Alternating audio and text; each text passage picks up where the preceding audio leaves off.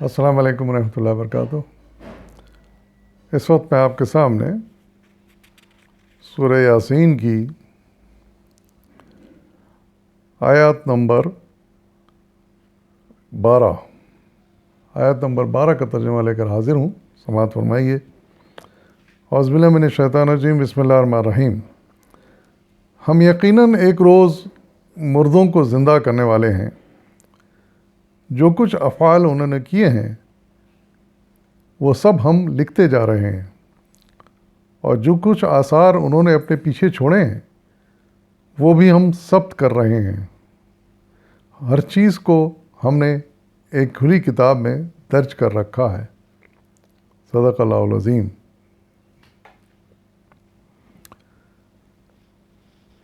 اس آیت میں اللہ تعالیٰ نے اس اہم ترین بات کی طرف توجہ دلائی ہے کہ جو بہت سے انسان یقینی نہیں کرتے، اور جو کرتے ہیں وہ اس سے غفلت مبتلا ہیں، اس کو بھول جاتے ہیں۔ اور وہ بات یہ کہ اللہ تعالیٰ ارشاد فرما رہے ہیں کہ وہ ایک وقت آئے گا، ایک دن آئے گا جب مردوں کو زندہ کریں گے۔ یعنی پہلے انسان سے لے کر آخری انسان تک جو قیامت تک پیدا ہوں گے وہ سب ایک مرتبہ مر جائیں گے۔ موت آ ہی رہی لوگوں کو شروع سے، آج تک آتی رہی ہے اور آئندہ بھی آتی رہے گی، اور قیامت تک جو لوگ زندہ ہوں گے وہ سب ایک دن مر جائیں گے۔ لیکن قیامت کا دن ایسا آئے گا جب یہ سب مردے زندہ کیے جائیں گے۔ اس بات کا یقین اللہ تعالیٰ نے دلایا ہے، اور ہمیں اس پر کامل یقین ہونا چاہیے۔ یہ ہمارے ایمان کا ایک حصہ ہے۔ اور پھر وہ دن ہوگا جب سب کو اپنے اپنے اعمال کا جواب دینا ہوگا۔ اللہ کے حاضری ہوگی، اور سب کو اپنے اعمال کا جواب دینا ہوگا، حساب دینا ہوگا ایک ایک چیز کا انہیں۔ اور اسی لیے یہاں پر فرمایا جا رہا ہے کہ جو کچھ انہوں نے کیا ہے وہ سب نوٹ کیا جا رہا ہے۔ ایسا نہیں ہے کہ وہ ہوا میں تحلیل ہو گیا، نہیں، بلکہ باقاعدہ وہاں پر رجسٹر ہیں، اللہ تعالیٰ کے کتاب ہے جس میں وہ درج کیے جا رہے ہیں سارے اعمال، اچھے بھی ہوں چاہے برے ہوں، چاہے چھوٹے ہوں چاہے بڑے ہوں، سب اعمال اس کتاب میں درج کیے جا رہے ہیں۔ اچھا، نہ صرف یہ کہ ان کے اعمال، لوگوں کے اعمال درج کیے جا رہے ہیں، بلکہ انہوں نے جو آثار چھوڑے ہیں، اب یہ آثار جو ہیں وہ اگر ہم غور کریں تو دو طرح کے ہیں۔ ایک تو یہ کہ جو کچھ انہوں نے کہا ہے اور جو کچھ حرکتیں کی ہیں، اس سے اندازہ ہوتا ہے کہ اس کی باقاعدہ آڈیو ویڈیو تیار ہو رہی ہے، اگر آج کل کی زبان میں سمجھا جائے تو، یعنی مکمل طور پر وہ ریکارڈ ہو رہے ہیں، اور ایک وقت آئے گا کہ ہمارے سامنے پیش کر دی جائیں گے، اور جب وہ پیش کر دیے جائیں گے من و عن، تو پھر ہم ان کو جھٹلا نہیں سکیں گے، کوئی ان کو جھٹلا نہیں سکے گا۔ یہ سب کچھ ایک زندہ جاوید تصویر کی طرح ہمارے سامنے پیش کر دی جائیں گے۔ اچھا، دوسرے طرح کے آثار یہ ہیں، اس سے مراد یہاں یہ ہو سکتی ہے کہ کسی نے کوئی اچھا کام کیا ہو، نیک کام کیا ہو، تو اس کے جو اثرات مرتب ہوئے ہیں آس پاس کے لوگوں میں، آنے والی نسلوں میں، وہ بھی نوٹ کیے جا رہے ہیں، وہ بھی ریکارڈ کیے جا رہے ہیں۔ اسی طریقے سے کسی نے کوئی برا کام کیا، غلط کام کیا ہے، گناہ کیا ہے، جرم کیا ہے،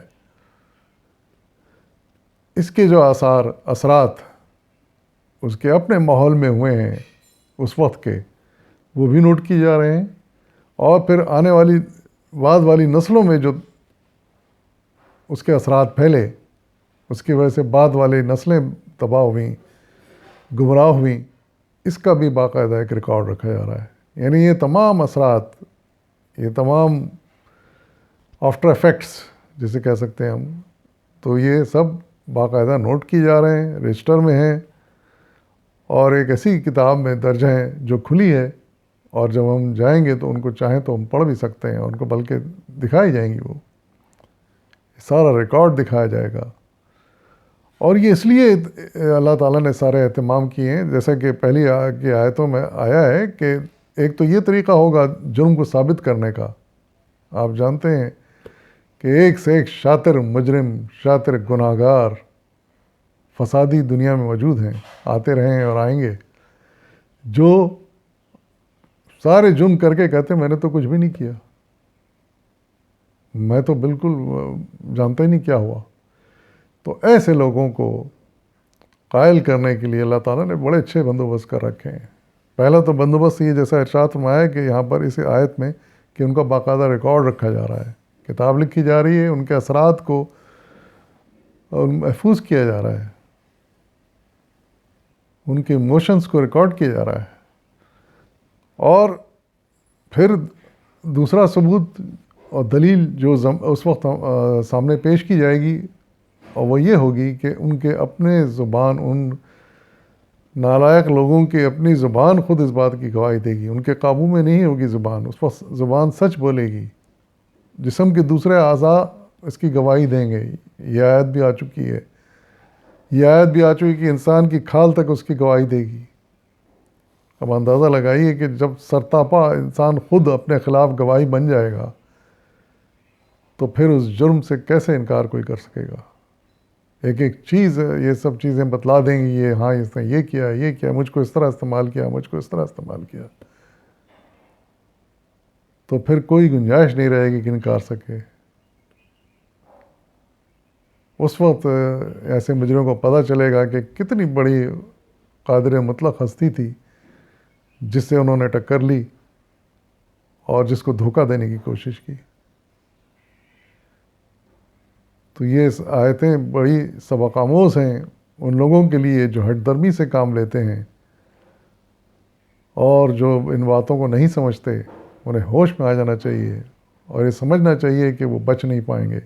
دنیا میں تو شاید بچ کے وہ نکل بھی جائیں، لیکن آخرت میں ایسے پکڑے جائیں گے کہ پھر کوئی بچنے کی صورت نہ ہوگی، اور پھر ان کا آخری ٹھکانہ جہنم ہوگا. اللہ اس جہنم سے سب کو پناہ میں رکھے.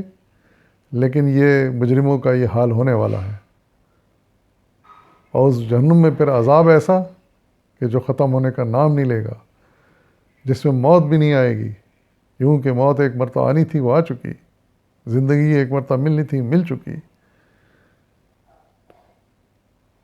تو پھر ایسے مجرموں کے لیے، کٹر مجرموں کے لیے، ہٹ درم مجرموں کے لیے صرف عذاب ہی عذاب ہوگا، وہ بھی ہمیشہ کا عذاب. وآخر دعوانا والحمد للہ رب العالمین.